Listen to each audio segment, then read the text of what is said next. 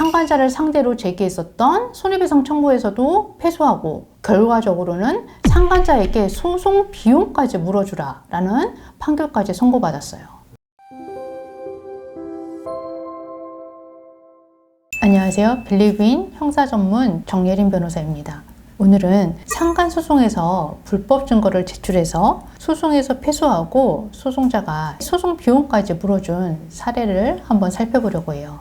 때는 2019년이었어요. 여진 씨는 오랜 연인이었던 영훈 씨와 2016년부터 사실혼 관계로 생활을 시작을 했고 함께 생활해 보니까 두 사람이 서로 너무 잘 맞았어요. 그래서 2019년도에 두 사람이 함께 혼인신고를 하고 그때부터 법률상 부부가 됐어요.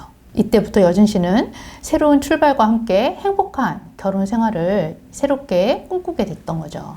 그런데 결혼 직후부터 영훈 씨가 점점 이상한 행동을 하기 시작했어요. 영훈 씨가 원래 업무상 지방 출장이 많기는 했어요. 그런데 지방 출장도 유난히 좀 많아지고 늦은 귀가도 빈번해졌고 또 전화 통화를 한번 시작하면 끊지를 않고 너무 오래 계속되는 거예요. 그래서 여진 씨가 영훈 씨에게 무슨 일이냐 또는 누구랑 이렇게 통화를 하냐 물어보면 거래처 사장님과 통화하는 거다. 거래처 대표님과 미팅이다 이렇게만 얘기를 했어요. 찜찜한 구석이 있긴 했는데 혼인신고를 하고 새로운 출발을 하고 있는 시점이었기 때문에 굳이 꼬치꼬치 캐묻거나 하지는 않았어요. 그런데 날이 갈수록 이상한 행동이 멈추질 않고 좀 더 잦아지는 거예요. 그래서 여진 씨는 남편 휴대전화에 몰래 이제 앱을 설치를 했어요. 전화통화가 자동으로 녹음되는 기능을 통해서 영훈 씨의 전화통화 녹음을 들어보게 됐어요. 그런데 경악을 금치 못하는 내용을 듣게 된 거예요. 알고 보니까 영훈 씨가 항상 얘기하던 그 거래처 사장님이나 대표라는 분은 도화라는 이름의 여성이었고 혼인신고를 하기 전부터 이 두 사람은 서로 만남을 시작을 했었고 그때부터 이미 부정행위가 시작됐었다라는 것을 알게 됐고 또 혼인신고한 이후에도 도화 씨와 아파트를 임대해서 동거에 준하는 생활을 한다라는 것까지도 알게 된 거예요. 그동안 지방 출장이나 아니면 늦은 귀가가 사실은 도화 씨라는 여성과 함께 따로 마련한 아파트에 갔었다라는 점까지 알게 된 거죠.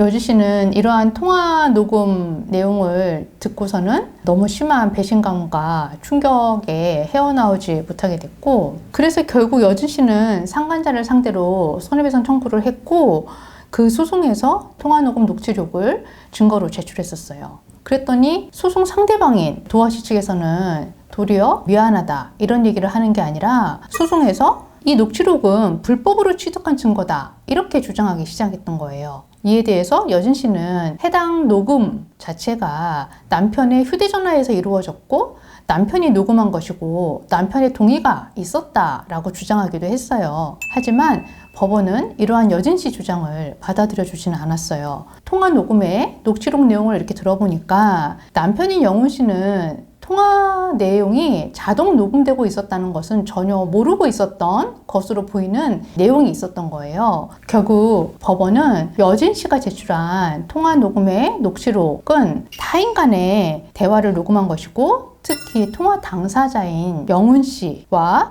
도화 씨의 동의를 받고 녹음한 것은 아니다라고 판단했던 거예요. 이러한 녹음은 통신비밀보호법을 위반한 것이기 때문에 증거로 채택할 수 없다라고 판단했어요. 당시 여진 씨는 통화 녹음의 내용이 워낙에 결정적이고 중요한 증거였기 때문에 해당 녹음 파일의 녹취록만 제출했었던 거예요. 그 녹취록이 법원에 제출했던 유일한 증거였던 거죠. 그런데 재판에서 이제 부정행위가 있었는지 그러한 사실 여부는 결국에 증거에 의해서 판단할 수밖에 없는데 유일한 증거였던 통화 녹음 녹취록이 증거로 채택되지 않으니까 재판에서는 부정행위를 인정할 수 있는 증거가 없게 된 거죠. 결국 불법적인 방법으로 수집한 증거를 제출했다가 상간자를 상대로 제기했었던 손해배상 청구에서도 패소하고 결과적으로는 상간자에게 소송 비용까지 물어주라 라는 판결까지 선고받았어요.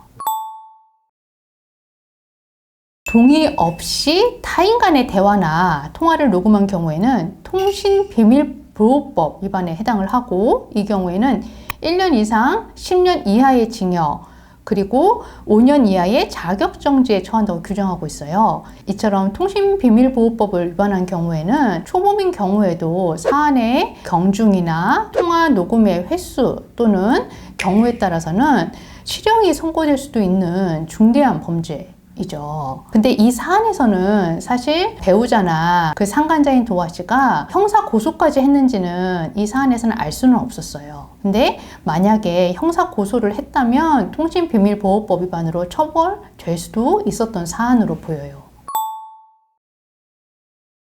대화나 통화를 녹음하는 경우에 당사자로 참여했는지 그렇지 않은지에 따라서 합법인지 불법인지가 나뉘는데요. 좀 더 구체적으로 설명을 드리면 대화나 통화 녹음에서 녹음하는 사람이 대화나 통화의 당사자로 참여했으면 그것은 상대방 몰래 녹음했어도 합법이에요. 하지만 녹음하는 사람이 당사자로 참여하지 않은 상태에서 타인 간의 대화, 예를 들어서 이 사건에서처럼 배우자와 그 상간자 사이의 대화나 전화통화를 몰래 녹음한 경우에는 통신비밀보호법 위반에 해당하고 이는 불법이에요.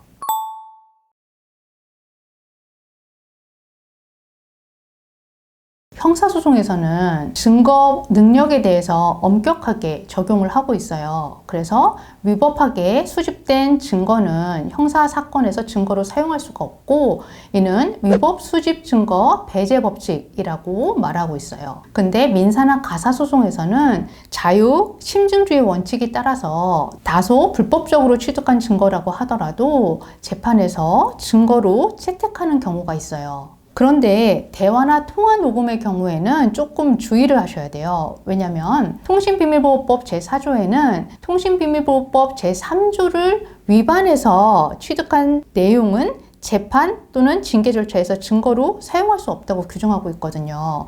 실제로 앞에서 소개해드린 사례에서도 법원은 1심, 2심, 대법원 모두 동의 없이 녹음한 것으로 보이는 영훈 씨와 여진 씨의 전화통화 녹취록을 증거로 채택하지 않았어요.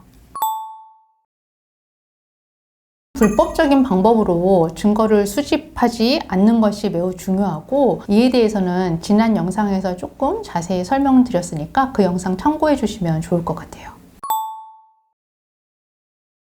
먼저 카톡이나 인스타그램 DM 또는 문자, 이메일, 구글 사진첩 이러한 증거를 수집할 때 보통 이제 배우자의 휴대전화 잠금 장치나 또는 비밀번호를 알아야 들어가서 볼 수 있잖아요. 이러한 경우에 배우자와 휴대전화 잠금 장치나 비밀번호를 공유하고 있는 사이였다라고 하면 큰 문제가 될 것 같지는 않아요. 다만 배우자와 공유하고 있지 않은 경우라면 정보통신망법 위반에 해당할 수 있기 때문에 이 부분에 대해서는 조금 주의를 요하셔야 돼요. 그 외에도 소송 과정에서 많이 신청하는 거는 휴대전화 통화 기록이나 카카오톡 로그인 기록을 사실조회 신청해서 받아보기도 하는데요. 두 사람 사이에 얼마나 자주 서로 연락을 했는지 또 두 사람이 어느 시간대, 즉 너무 새벽이나 야심한 시간대에 서로 전화나 카카오톡을 하는 횟수가 너무 빈번하다라는 점에 대해서는 조금 의심할 수 있는 정황이 있잖아요. 이러한 내용을 받아볼 수가 있는 거죠. 그 외에도 부부가 차량을 함께 사용하는 경우에는 블랙박스 음성이나 아니면 블랙박스 영상을 살펴보시는 것도 좋을 것 같아요. 또 신용카드 내역이나 영수증을 살펴봐도 좋고 배우자가 다른 이성과 모텔을 드나드는 것 같다라는 사실과 그 시간대나 장소를 정확히 특정이 가능하다면 이 부분에 대해서는 신속하게 증거보전 신청 절차를 통해서 그 CCTV 영상을 확보해 보는 것도 좋을 것 같아요. 오늘은 남편의 불륜 사실을 밝혔지만 불법적인 방법으로 수집한 증거여서 소송에서 증거로 채택되지 못하고 소송에서 패소하고 그 상간자에게 소송 비용까지 물어줘야 되는 그런 안타까운 사례를 살펴봤어요. 그렇지만 이러한 사례를 소개시켜드린 이유는 이혼소송이나 상간소송을 준비하면서 사실 증거를 수집하는 게 쉽지 않다라는 점에 대해서는 저를 포함해서 많은 변호사님들도 잘 알고 있어요. 그렇지만 너무 조급한 마음에 불법적인 방법으로 증거를 수집했다가 그 증거를 소송에서 사용하지도 못하고 소송에서 패소하고 상간자에게 소송 비용까지 물어주거나 상간자나 배우자로부터 형사고소를 당할 위험에 처하게 될까봐 그러한 점을 주의하시라고 소개해드렸어요. 오늘 영상이 이혼소송이나 상간소송 준비하시는 분들에게 도움이 되었기를 바라겠습니다.